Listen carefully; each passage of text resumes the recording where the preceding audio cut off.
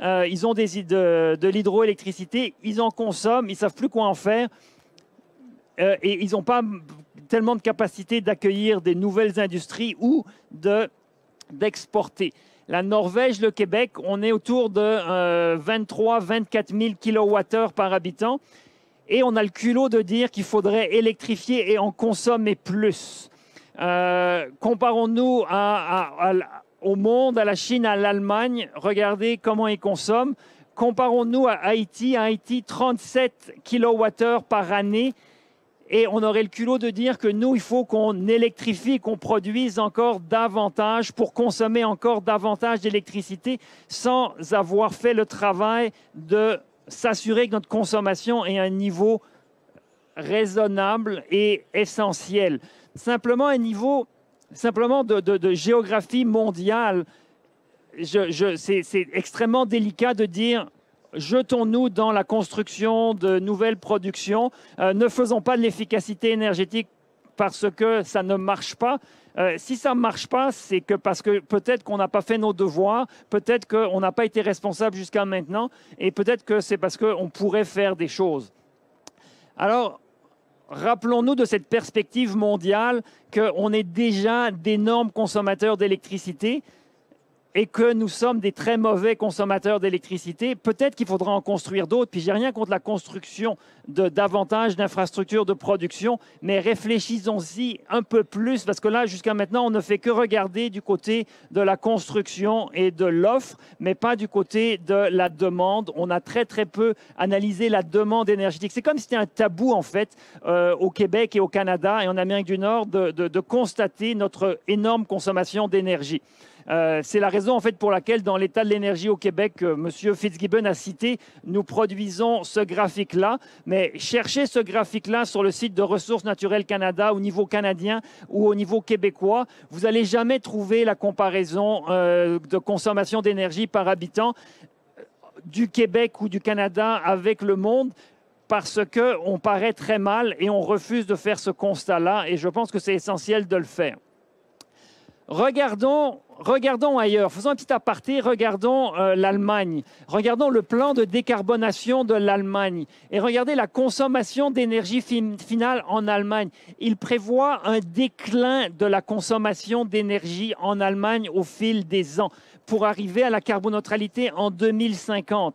Si vous pensez que les Allemands ne sont pas sérieux et que c'est des blagueurs, détrompez-vous. Ils sont bien plus sérieux que nous en ce qui concerne la transition énergétique. Ça fait 30 ans qu'ils réalisent une décarbonation, qu'ils réduisent leurs émissions de gaz à effet de serre. Nous, au Canada, on a augmenté nos émissions de gaz à effet de serre. Au Québec, on les a grosso modo maintenues. En Allemagne, ils réduisent leurs émissions de gaz à effet de serre, ils réduisent leur consommation de produits pétroliers et ils ont une vraie stratégie de décarbonation qui prévoit une réduction de la consommation totale d'énergie. Et une réduction, pas une réduction, il y aura plus d'électricité en Allemagne. Ils passent de 530 TWh à 712 TWh d'électricité. Donc oui, il y a plus d'électricité en Allemagne, mais imaginez les Allemands, aujourd'hui c'est 500 TWh. Au Québec, c'est 200 TWh. Vous savez combien ils sont en Allemagne? Ils sont 80 millions de personnes. Nous, on est 8 millions. Ils sont 10 fois plus. Donc, la consommation québécoise en Allemagne, ce n'est pas 200 TWh, c'est 2000 TWh qui devraient consommer les Allemands selon nos standards à nous. Et là, nous, on est à 200, ils sont à 500. Et on a le culot de présenter l'avenir du Québec comme rajouter 50% d'électricité sans regarder s'il y a d'autres options. Donc, nous, ce qu'on va faire ici, c'est regarder les autres options d'efficacité énergétique. Les Allemands, qu'est-ce qu'ils prévoient pour atteindre cette réduction-là? Ils prévoient, dans le bâtiment, réduire de 43% la consommation d'énergie dans le bâtiment d'ici 2050. Dans l'industrie, de 20%. Dans le transport, de 57%. Et ça, encore une fois, ce n'est pas moi qui vous le dis, c'est les Allemands qui se le disent à eux. Et moi, ce que je vais vous dire, c'est peut-être que ce ne serait pas mauvais qu'on se pose ces questions-là et se dire si les Allemands, qui sont en fait plus riches que nous, et plus ingénieux que nous se posent ces questions-là, peut-être qu'on devrait s'inspirer un petit peu de ça, plutôt que de se dire l'efficacité énergétique dans le bâtiment, ça n'a jamais marché, passons à autre chose, ce qui était grosso modo le message de M. Mousseau qui était là avant nous. Donc, on a un exercice, je vais vous proposer un exercice ensemble, c'est de regarder qu'est-ce qui se fait, qu'est-ce qu'on consomme comme énergie au Québec ici, et on le voit. Donc, l'énergie qu'on consomme au Québec, c'est en transport, puis il y a trois groupes de transport, transport des personnes, transport des marchandises et transport des personnes individuelles, les marchandises et les voyageurs. Ça, c'est avions, trains et les quelques autobus Orléans Express qui restent au Québec. Il n'y en a pas beaucoup, mais il y en a encore. Et les autobus, évidemment, le transport en commun, c'est voyageurs. La consommation en industrie, la consommation en bâtiment. Puis là, je mélange deux unités d'énergie. Je parle de gigajoules, de pétajoules. Et je vous donne pour vous aider les équivalents en térawattheure. Mais grosso modo, au Québec, on consomme 1600 pétajoules. C'est ce que vous voyez marqué ici. 1600 pétajoules d'énergie. Il y en a environ 800 pétajoules, c'est des hydrocarbures. Et là, vous voyez déjà de l'électricité en industrie, c'est ce qui est en vert ici. Et dans les bâtiments, on a déjà électrifié. Puis vous voyez la consommation des bâtiments résidentiels, commerciaux, institutionnels, c'est 109 TWh, 87 TWh en industrie. Évidemment, l'objectif pour la décarbonation du Québec, c'est d'enlever tous les hydrocarbures, donc les produits pétroliers et le gaz naturel. L'objectif, c'est d'enlever tout ça. Ce qu'on entend de gouvernement et de M. Mousseau, c'est qu'il faut électrifier. Il faut électrifier. Alors, électrifions, c'est une très bonne chose d'électrifier. Et là, ça, c'est ce que M. Mousseau a dit et je suis entièrement d'accord avec lui quand il dit électrifier, c'est faire de l'efficacité énergétique en même temps. Parce que quand vous électrifiez, vous passez d'un processus thermique qui est assez inefficace, comme dans une voiture, et vous passez à un moteur électrique qui est beaucoup plus efficace. Ce qui fait que pour 1 pétajoule d'hydrocarbures thermiques, eh bien, vous avez seulement besoin de un quart, en gros, 0,25 pétajoules électriques pour le même service. Donc, quand on électrifie, on fait des gains dans les véhicules personnels, les véhicules, les camions, même en industrie. Même si on électrifie l'industrie, il y a des gains. Les gains ne sont pas aussi importants en industrie parce que pour faire de la chaleur à haute température, vous n'avez pas des gains d'efficacité aussi grands. Alors, on a simplement, vous voyez le ratio, là, vous avez seulement 78%, mais vous avez quand même besoin de 78% de l'énergie électrique pour faire le même travail qu'avec une unité d'énergie d'hydrocarbures. Ça, ce n'est pas mes chiffres, hein, c'est des chiffres de Jacobson que vous pouvez trouver dans la littérature, mais c'est assez commun. Et M. Mousseau, s'il était là, dirait oui, oui, je suis d'accord avec tout ça. Donc, on électrifie. Donc, si on passe de ça et qu'on électrifie toutes les croix rouges, qu'est-ce que ça nous donne? Ben, ça nous donne un secteur où on a les mêmes secteurs que ce que je vous ai montré, mais on a fait des gains énergétiques parce qu'on a électrifié, donc on n'a plus besoin de cette énergie-là. On enlève ça, mais on a besoin d'électricité. Donc là, ça, c'est de la nouvelle électricité, nouvelle électricité, nouvelle électricité, nouvelle électricité dans l'industrie et dans les bâtiments aussi. On a fait des gains. C'est une bonne chose. C'est parfait, mais on n'a pas touché à notre consommation électrique en haut. Là. Ça, c'est toujours la même consommation, mais on a fait des gains essentiels. Et on est passé des 1600 pétajoules, on est à 1190 pétajoules, on a besoin de moins d'énergie. On a fait des gros gains, c'est une très bonne chose. Le problème, c'est que on a électrifié, on a besoin de plus d'énergie. Donc, on a besoin, les 100 TWh, qui est le chiffre qui est sur toutes les lèvres de Hydro-Québec du gouvernement, mais voilà, c'est ce 100 TWh pour électrifier nos besoins. Je viens de vous le montrer, c'est les 100 TWh dont on a besoin.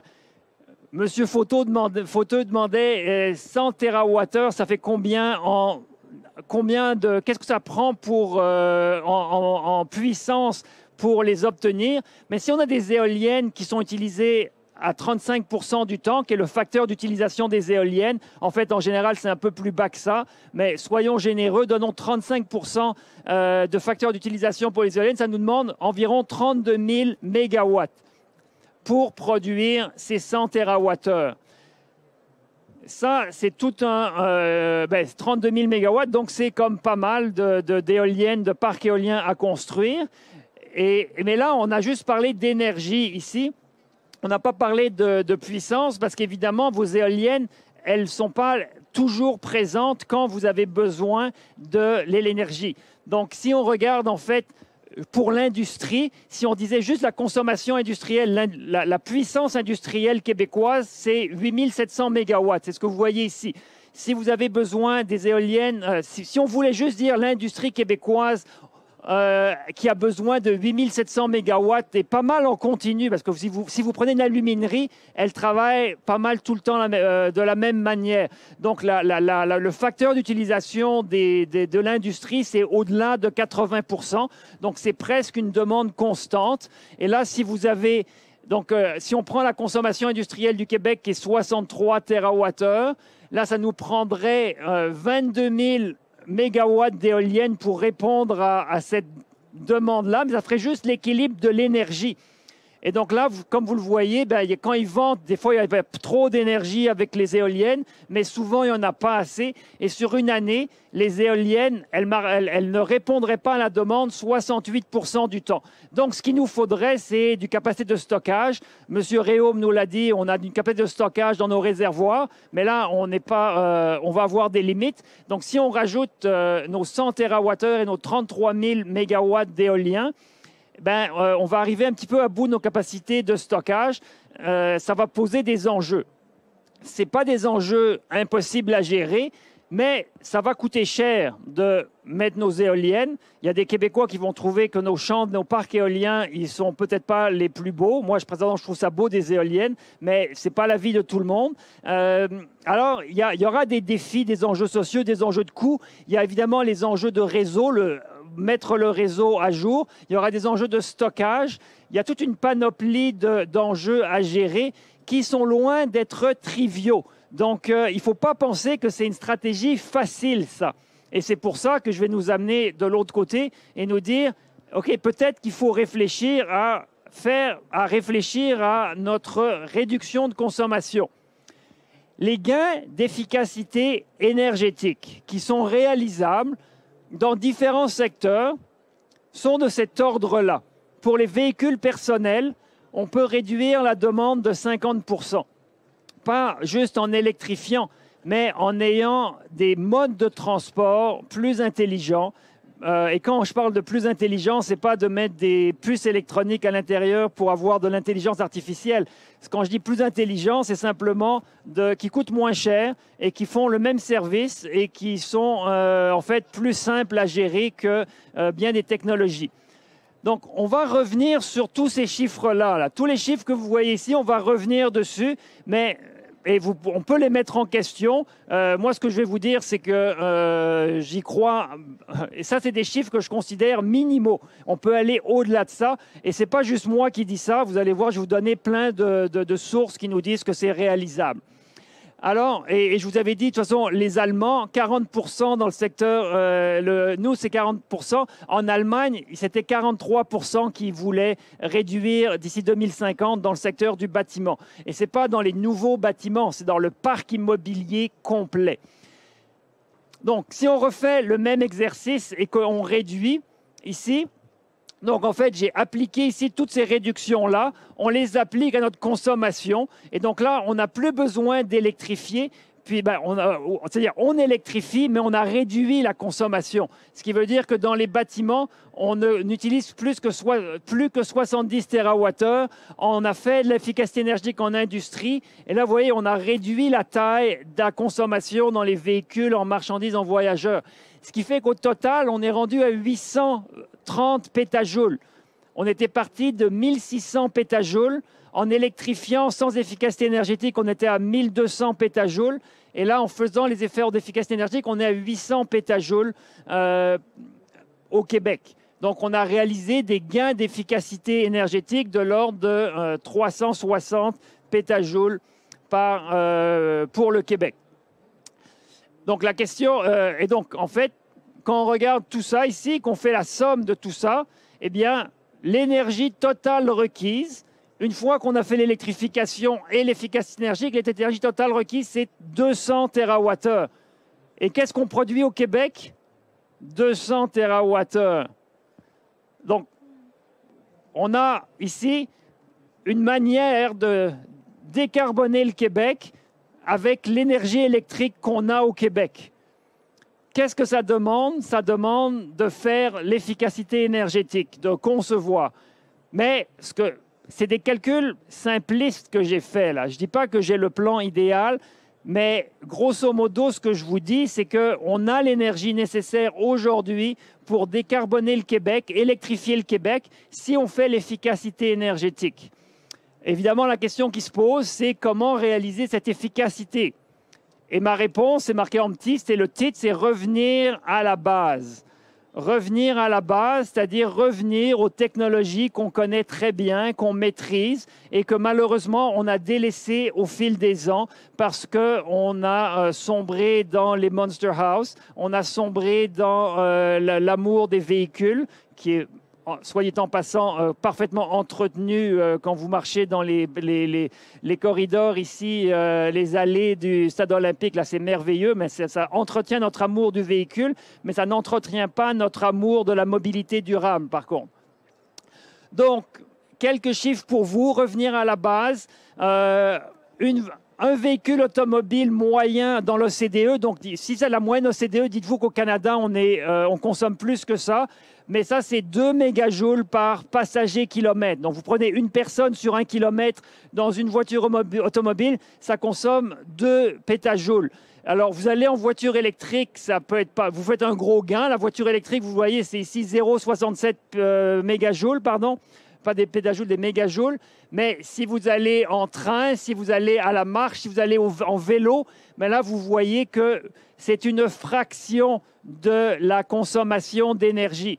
Donc, il faut revenir au mode de transport qu'on connaît très bien, le vélo, la marche, le tramway, l'autobus, et vous avez coupé votre consommation d'énergie par un facteur de l'ordre de 80-90%. Je vois des gens qui prennent ça en photo. C'est dans mon livre, à la page, je ne sais pas combien, mais donc vous pouvez acheter mon livre et vous trouverez toutes les données là-dedans. Mais prenez des photos aussi, ça me fait très plaisir. C'est important. Donc, la solution est là. Il ne faut que mettre des politiques en place pour nous encourager à prendre nos vélos, à marcher, à prendre des voitures électriques à l'occasion, mais à surtout remettre des trains en marche et mettre des autobus efficaces. Ici, l'idée, ce n'est pas de bannir la voiture et de faire une guerre à la voiture. L'idée, c'est simplement de changer notre trajectoire pour revenir à des modes de transport que nous avions avant et qu'on a délaissés. Il y avait à Montréal des tramways, on les a enlevés des rues. Pourquoi? Moi, j'habitais Rimouski, il y avait un service quotidien de train pour faire Montréal-Rimouski. Ça, c'était en 2009. 2010, ça n'existe plus, le train quotidien pour aller dans les régions québécoises. Ce ne sont que des politiques qui peuvent être changées, en fait, très rapidement et qui vont effectivement se déployer sur un certain temps, mais qui vont nous aider à arriver à nos objectifs. Ça, c'est pour le transport des personnes. Transport des marchandises. Au Canada, en moyenne, on utilise beaucoup les camions lourds. 2,66 mégajoules par tonne de marchandises transportées par camion. Vous mettez ça dans un train et vous coupez de 2,66, vous passez à 0,2 mégajoules par tonne kilomètre. Vous faites un gain de 90%.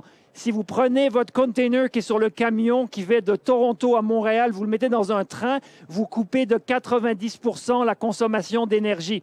Après, votre train, vous pouvez l'électrifier, mettre de l'hydrogène, mettez n'importe quoi, mais vous avez coupé 90% de votre consommation. Encore une fois, c'est une politique. Le train, le Canada s'est bâti sur le train, le Québec s'est bâti sur le train. Ce sont des politiques qu'on peut bâtir. Ça ne va pas être du jour au lendemain, mais si on fait ce genre de changement, on arrive à des réductions drastiques de consommation.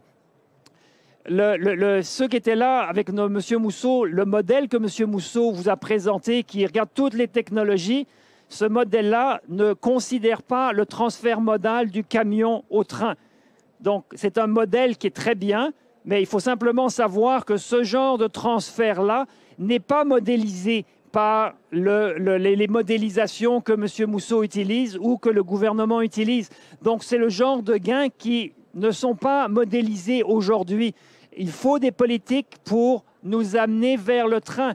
Et la beauté de la chose, c'est que le train coûte moins cher. Il coûte environ 3 à 4 fois moins cher pour transporter des marchandises que les camions. Et on a une pénurie de main-d'œuvre pour les camionneurs.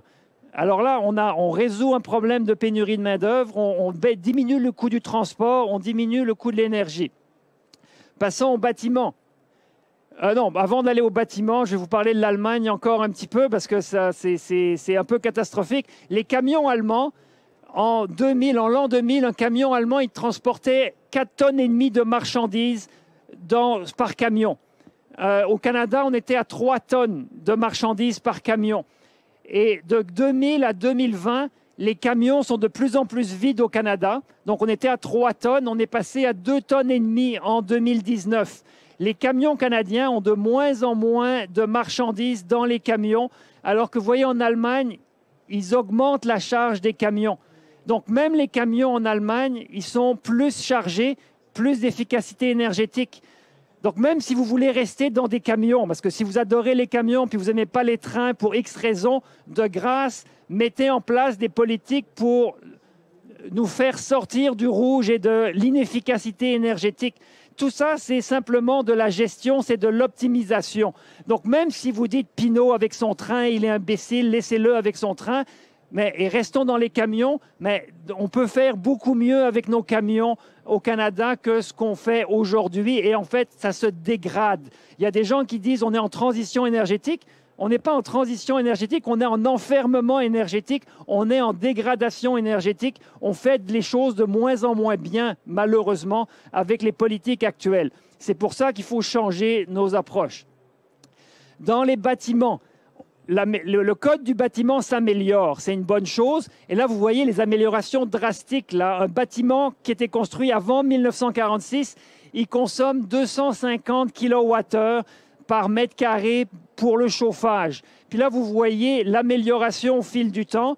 Et là, on est rendu en 2016-2018 à 67 kWh. C'est incroyable comme amélioration. On est donc en moyenne environ à 120 kWh par mètre carré pour le chauffage. Une maison passive, on est à 15 kWh ici. 15 kWh. On est un pays froid. Tout ça, c'est des données pour un pays froid. Mais ce qui veut dire que comme c'est froid, on doit utiliser de l'énergie et on est obligé d'utiliser de l'énergie, c'est faux. Il faut des normes qui nous amènent ici. Et Normand a raison quand il dit que ce n'est pas facile de faire des rénovations, mais il faut mettre les codes du bâtiment pour obliger les gens à faire les rénovations. Il faut qu'il y ait la cotation énergétique obligatoire pour faire en sorte que les gens réalisent que changer l'enveloppe thermique, améliorer l'enveloppe thermique, c'est une bonne chose. Après, dans les excellentes conférences que M. Fauteux a organisées, vous allez entendre parler d'enveloppe thermique, vous allez entendre parler de différentes manières de chauffer nos bâtiments, d'améliorer. C'est essentiel parce que ça va nous éviter bien des problèmes et surtout, pour ceux qui craignent les pannes d'électricité, si vous êtes dans une maison passive, vous n'allez pas craindre la panne d'électricité parce que vous avez votre chaleur qui est conservée dans la maison passive et qui va se régénérer par votre activité. Tout le monde n'aura pas une maison passive demain matin, mais on peut aspirer à améliorer le rythme de rénovation du parc immobilier, accélérer. Alors que c'est la nonchalance complète au niveau des politiques publiques. Ça a été mentionné, la cotation obligatoire des bâtiments a été enlevée du plan directeur de la transition énergétique entre 2018 et 2022. Ce qui est un scandale incroyable parce que ça nous éloigne de l'efficacité énergétique.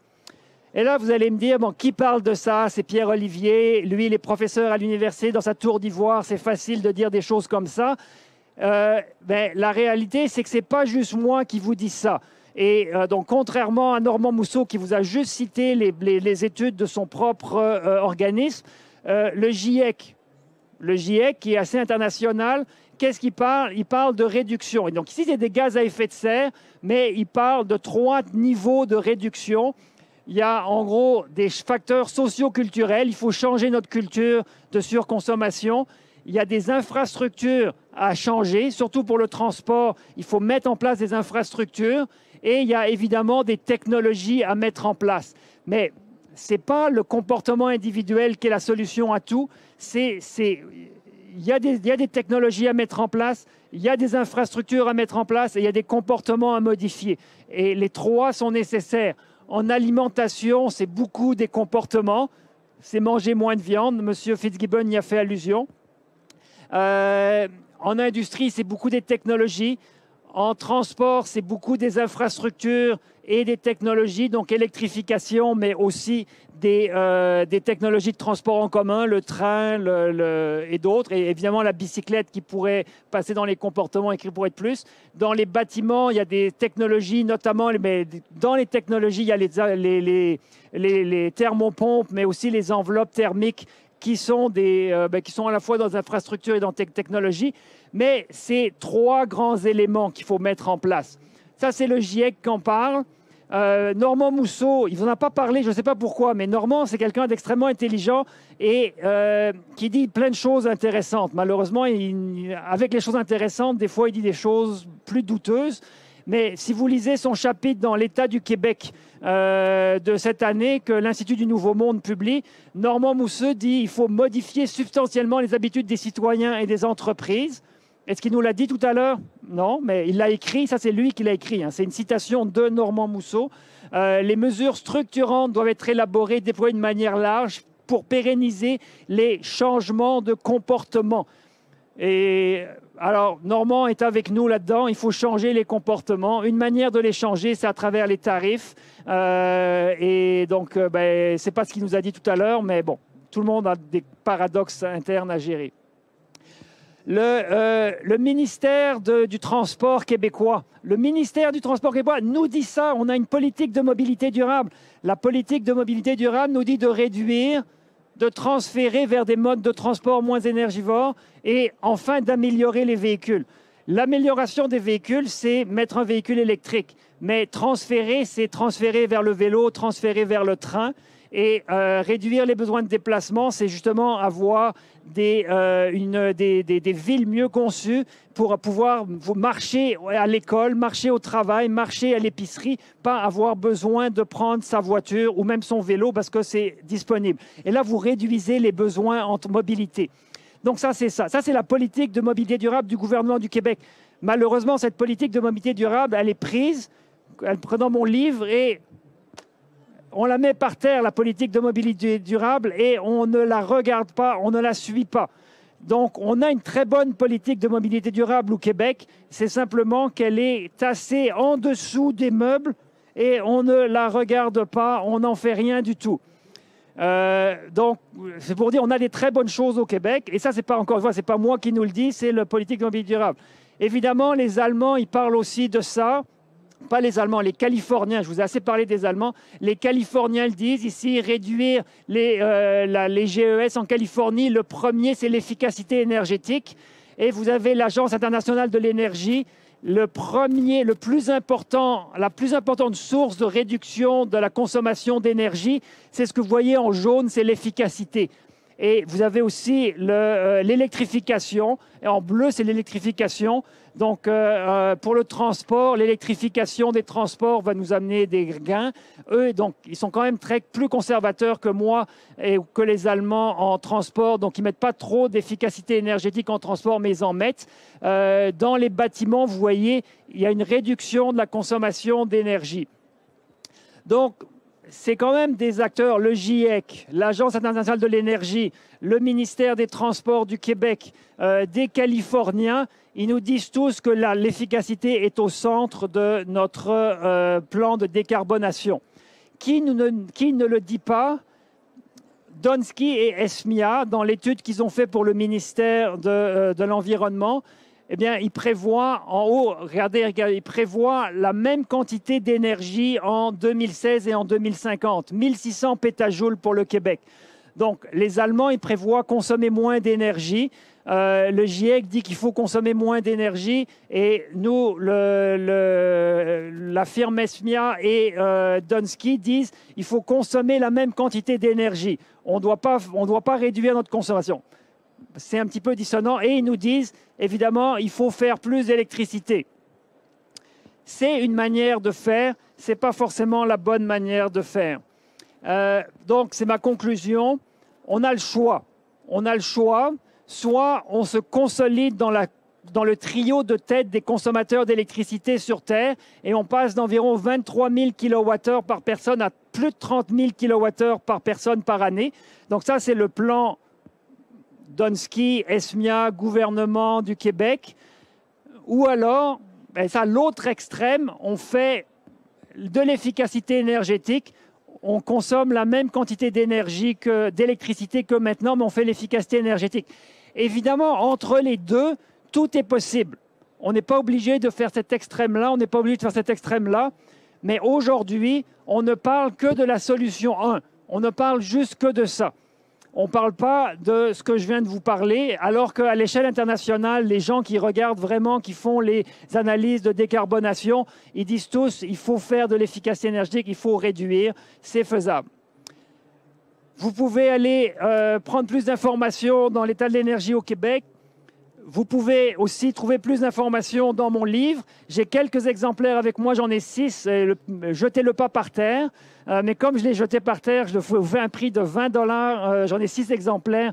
Alors, je vous le vends à 20 $ si vous le voulez. Et je vous remercie. On a du temps pour des questions si vous en avez.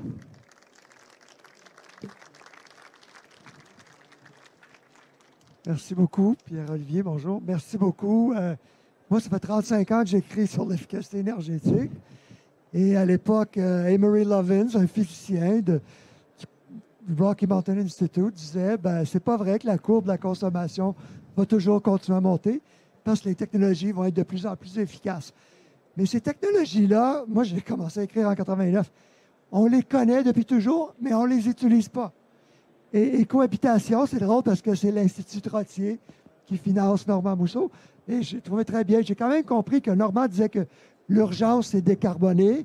Il n'est pas contre l'efficacité énergétique, mais il ne réalise pas que l'étude des cohabitations disait qu'on peut réduire de à peu près 30 %, je crois, en moyenne, la consommation de nos bâtiments, rentable en 5 ans. Toutes des mesures payantes tout de suite. Alors, question? Ouais, je vais sauter là-dessus. Dans le fond, vous mentionnez beaucoup de potentiel d'efficacité énergétique dans les bâtiments et dans l'industrie. C'est quoi ces mesures-là aujourd'hui qui sont rentables en 5 ans ou qui sont rentables en 10 ans dans le résidentiel, dans le commercial ou dans l'industrie qui sont sous-adoptées par les constituants sans avoir besoin là, de plus de changements politiques? Les thermopompes en font partie. Il y a beaucoup de thermopompes qui ne sont pas déployées. Toutes ces mesures-là, c'est des mesures qui sont plates à mettre en œuvre. Hein. C'est rien d'excitant.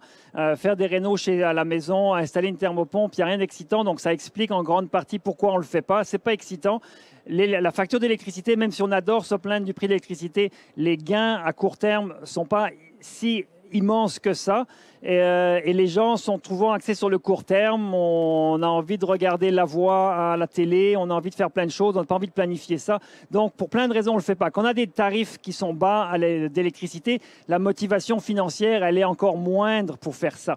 Alors, et le Québec, une chose que je n'ai pas mentionnée, depuis l'année entre 2000 et 2020, le Québec s'est enrichi de 40 %. Le PIB du Québec. Donc, on est de plus en plus riche. Quand on est de plus en plus riche et que les tarifs d'électricité sont relativement bas, mais ça n'est pas un élément motivateur. On a un effet de revenu qui fait qu'on n'a pas le goût de faire ça. En plus, on nous dit toujours, chose qui est vraie, que notre électricité, elle est propre. Et donc, on se dit, c'est pas grave, là, je n'émets pas de gaz à effet de serre. Donc, on ne le fait pas. Mais qu'est-ce qu'il y a à faire? Et je ne les connais pas toutes par cœur parce que ce n'est même pas mon domaine, l'efficacité énergétique, mais thermopompe, il y a changer les fenêtres, à l'occasion, c'est rentable, mais pas toujours. C'est vrai, les fuites d'air, beaucoup de colmatage de fuites d'air, c'est des choses importantes. Après, il y a isoler les fondations. Avec une étudiante de doctorat, on a fait des analyses pour savoir qu'est-ce qui était rentable, mais isoler les fondations, c'est souvent rentable. Isoler le toit, c'est souvent rentable. En entreprise, il y a toute une panoplie. Et puis là, il faut aller voir le document qui est caché dans le site de la régie que Hydro-Québec a commandé à des différentes firmes de génie conseil pour justement mesurer le potentiel d'efficacité énergétique en entreprise et dans les industries. Et dans les industries, ça varie beaucoup parce qu'il y a beaucoup de cas de figure, mais c'est en industrie qu'il y en a le plus. Il y a 17 % à aller chercher dans les industries. aujourd'hui au prix actuel. Alors imaginons au prix futur combien il y en aura en plus. Mais dans les bâtiments, c'est beaucoup changer, s'assurer que les systèmes techniques sont optimisés pour qu'il n'y ait pas de perte de chaleur, qu'on récupère les chaleurs perdues, qu'on préchauffe aussi. Il y a des murs solaires qui peuvent être faits pour récupérer la chaleur solaire et préchauffer de l'air avant de le chauffer à l'intérieur du bâtiment. Il y en a une panoplie, c'est documenté. Pourquoi on ne le fait pas? C'est plate. Les banques ne connaissent pas toujours ça. Alors, elles ne sont pas toujours prêtes à financer ça. Et ce n'est pas toujours dans les priorités des gestionnaires et des individus de le faire. Il faudrait changer nos priorités. Je pourrais faire du pouce là-dessus. Moi, je donne une conférence dans les bibliothèques sur comment réduire ses besoins de chauffage. Un, c'est tout le monde devrait faire l'évaluation Réno-Climat de sa maison. Vous allez chercher jusqu'à 5 000 $ de subvention, plus 2 évaluations avant et après travaux gratuites, payées par les 2 paliers de gouvernement. Allez voir le site de Réno-Climat qui va vous amener à Maison plus verte, mais on s'inscrit sur le programme Réno-Climat pour avoir droit aux subventions. Mais le plus payant, c'est d'économiser l'eau chaude, c'est d'avoir des DEL pour l'éclairage, c'est d'avoir tous les appareils Energy Star, ça devrait être la note de passage. Donc, l'efficacité, dont les ventilateurs récupérateurs de chaleur haut de gamme. Et une fois qu'on a réduit, assurer une bonne ventilation, ensuite on maximise l'étanchéité. Et après, on isole et on change les fenêtres. Quand les fenêtres sont finies, on peut changer les vitrages également et isoler quand on a accès. Il y avait une question ici, je crois que... Un complément d'information pour répondre à la question de monsieur. On vient de finir un projet où on est passé de 40 000 kWh pour une résidence à 17 000. OK? Et c'est inspiré d'un projet français, les résidences Clairlieu qui ont eu en France, où eux sont passés de 50 000 à 5 000 par résidence, simplement en appliquant les bonnes techniques, les choses qu'on sait aujourd'hui, rien de compliqué, là. Okay, de l'isolation, du solaire thermique beaucoup, des ballons multi-énergie, mais on peut facilement aller chercher un 60 % très, très rapidement. Et les thermopompes, en général, c'est 30 % d'économie d'énergie garantie. Une facile et peu coûteuse, on baisse le thermostat d'1 degré. On peut sauver jusqu'à 10 %. C'est assez facile.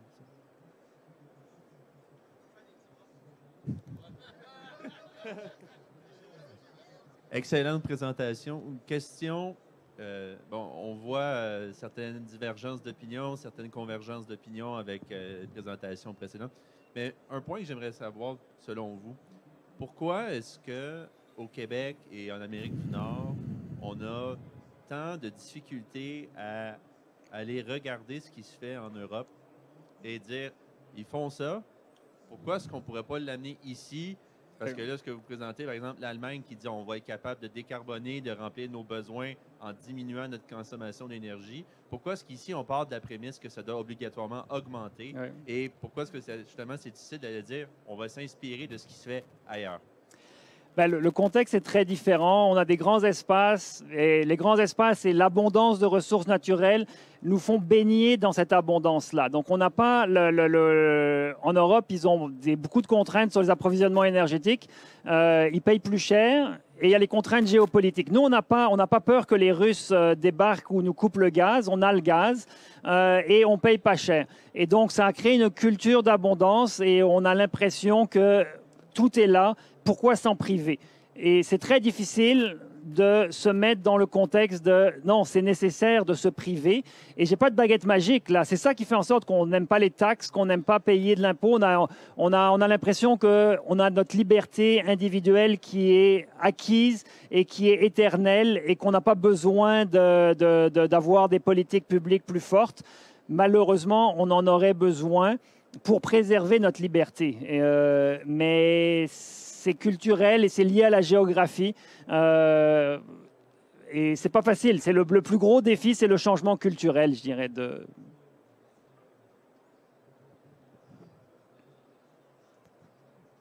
Donc, autre que des incitatifs monétaires, ce serait quoi d'autres techniques pour les Québécois à les inciter à être un peu plus... Ben, c'est une très bonne question parce qu'on peut éviter la tarification. Moi, depuis longtemps, je parle du fait qu'il faut augmenter les prix, mais on pourrait éviter ça si vraiment on ne veut pas avoir recours à ça avec davantage de réglementation. On dit aux gens, là, on a parlé de cotation énergétique des bâtiments, on dit aux gens, vous avez 5 ans pour faire votre cotation énergétique. Une fois que vous avez la liste des choses à faire, vous avez 10 ans pour le faire. Et là, vous avez 10 ans et vous avez les programmes de subvention qu'on vous donne pour le faire. Si vous ne le faites pas après 10 ans, là, on vient vous taper sur les doigts. Puis là, si on a donné à quelqu'un 5 ans pour faire sa cotation, puis 10 ans pour faire les travaux, et qu'on lui a dit qu'il y avait des programmes de financement à côté, s'il ne le fait pas, je m'excuse, mais il peut bien mériter d'avoir ses taxes foncières augmentées de 50%, parce qu'à un moment donné, on leur a prévenu, on leur a aidé, on leur a éduqué, on leur a pris par la main. Et là, ça nous donne 15 ans ici. Ça va, là, on n'est pas en 2050 et on peut réduire. Donc, d'une part, il y a ça, puis on ne touche pas au prix d'électricité. On fait juste mettre de la réglementation pour dire aux gens, vous devez le faire. L'autre chose, vous mettez du train, vous mettez des trains entre les villes du Québec, puis une fois que vous arrivez à Gaspé, vous mettez des communautos, puis là, vous dites aux gens, regardez, la communauto est là, vous avez des taxis pour vous faire des lifts et du covoiturage, et vous y allez en train. Là, les gens vont se dire, mais pourquoi je dois avoir une voiture? Moi, je n'ai pas de voiture. Je vais faire du ski l'hiver. Je vais au chalet de mes parents. Je fais des choses. Ma fille est née à Montjoly, à côté de Rimouski. J'ai loué une voiture pour aller à la maison de naissance. Donc, pendant une semaine, j'ai loué une voiture. C'était la seule semaine de ma vie où où j'ai dit, il faut une voiture. Là. Donc, on peut habiter Rimouski sans voiture. On peut aller naître en maison de naissance à Montjoly sans voiture. En louant une voiture. On n'a pas besoin de posséder des voitures. Donc, il faut mettre en place les systèmes qu'on connaît déjà, transport en commun, vélo, train, pour montrer aux gens que l'alternative, elle est plus intelligente. Et évidemment, je pense qu'il faudra quand même, malgré tout, mettre des taxes kilométriques, mettre des droits d'immatriculation plus élevés sur les véhicules si on veut vraiment amener les gens à changer. Mais développer les alternatives, c'est très, très rentable. Est-ce qu'on regarde, on compare à l'Europe, parce qu'ils ont adopté des mesures un peu plus... Ah oui, beaucoup plus. Vous voyez, la taxe sur l'essence en Europe, elle est beaucoup plus élevée. Pour le transport des marchandises, l'Allemagne a mis une taxe kilométrique qui explique un petit peu le graphique que je vous montrais, que les camions allemands sont plus efficaces parce qu'ils veulent éviter la taxe kilométrique. Donc, ils ne veulent pas transporter autant un camion qui fait 100 km, ils le chargent au maximum pour justement pas avoir 2 camions qui font 100 km. Donc, des taxes kilométriques, des taxes d'immatriculation, toute l'éco-fiscalité, elle est imparfaite en Europe, mais elle est encore beaucoup plus imparfaite ici. Mais je pense qu'ils ont des belles routes en Allemagne. Hein? En plus. Ils investissent. Ils n'ont peut-être pas notre climat aussi froid. Une dernière question. On a 5 minutes. Oui, on a eu M. Fitzgibbon à midi avant vous. Là, je me demande, c'est beaucoup au niveau réglementaire finalement, qu'il y a des gros gains rapides à faire. On a un gouvernement très majoritaire en ce moment qui aurait l'opportunité de faire des changements majeurs. Est-ce que vous pensez que la CAQ peut faire au moins une petite ou une bonne partie de ces changements-là? Sinon, comment l'amener à faire ces changements-là?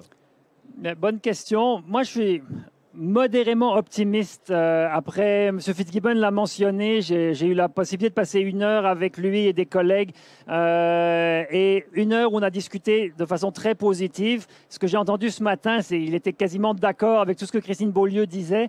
Donc, je me dis, on a peut-être une chance d'avoir, grâce à ce que semble dire M. Fitzgibbon, la possibilité d'améliorer. La CAQ a abandonné le 3e lien. C'est un signe qu'il y a de l'espoir. Il n'y a pas beaucoup de signes qu'il y a de l'espoir, mais il y a de l'espoir. Alors, comment? Donc là, il faut s'assurer d'aller dans cette direction-là, mais en montrant les business cases. Il y a des business cases pour tout ce que je vous dis, là. C'est des business cases pour enrichir le Québec. Mettre des trains, c'est pour enrichir le Québec. Faire de l'efficacité énergétique, c'est pour enrichir le Québec. Ça va libérer des térawattheures, parce que là, on va avoir... Là, je vous ai dit qu'on faisait 200 térawattheures. Si on était très si on faisait tout ce que je disais là, on n'aurait pas besoin de plus, mais on va en avoir plus, puisqu'on va avoir, on a déjà des éoliennes qui sont en construction. Donc là, on va pouvoir attirer des usines de batteries auxquelles M. Fitzgibbon tient, mais on aura encore plus de capacité à exporter ou amener des entreprises si on fait ça. Donc, il y a des business cases pour tout ça. Il faut montrer les plans d'affaires pour convaincre la CAQ que c'est la bonne chose à faire, et les Québécois. J'avais une question. Ça serait pas mieux de justement mettre les trains, avant la taxe kilométrique, de mettre les choses efficaces en place? Ouais. Je donne un exemple. Le train de Saint-Jérôme, si je vais aller dans le West Island, j'ai pas d'option. Non. Je fais quoi? Là, vous allez me taxer sur le kilomètre, mais j'ai pas l'option de ne pas prendre la voiture. Bon, les gens qui vont de Saint-Jérôme au West Island, c'est pas le gros du trafic, mais dans ce cas-là, je vais dire, c'est bien. Il y a du covoiturage qui est faisable, il faut développer ça. Puis dans ce cas-là, oui, il y a des voitures qui sont encore nécessaires, mais il faut juste mieux planifier. Et là, la tendance, puis je ne vous ai pas parlé de ça, mais ceux qui m'écoutent à l'occasion ou qui lisent l'état de l'énergie au Québec savent que la tendance des véhicules, c'est pas vers les petits véhicules, on est vers les gros VUS. Fait que pour les gens qui ont vraiment besoin de voitures, qui ont besoin d'aller de Saint-Jérôme dans le West Island, c'est prenez un petit véhicule et la taxe kilométrique pourrait être modulée selon la taille du véhicule. Parce qu'aujourd'hui, on a des VUS de 2 tonnes qui font des trajets pour lesquels ils sont absolument non nécessaires. Mais quand c'est nécessaire, oui, prenons nos véhicules, mais c'est pour une minorité de nos déplacements. Merci beaucoup, Pierre-Olivier Pinault, du HEC Montréal, responsable de la chaire en énergie électrique. J'ai oublié le titre. Gestion du secteur de l'énergie. Oui. Alors, c'est vraiment, vraiment très stimulant. Merci. Je suis content de voir une salle bien remplie. Là, on a la sommité en enveloppe du bâtiment du D'accord, Québec. tenez. Bougez J'en ai pas. un pour vous. J'en ai Richard un. Trempe est avec nous dans quelques minutes.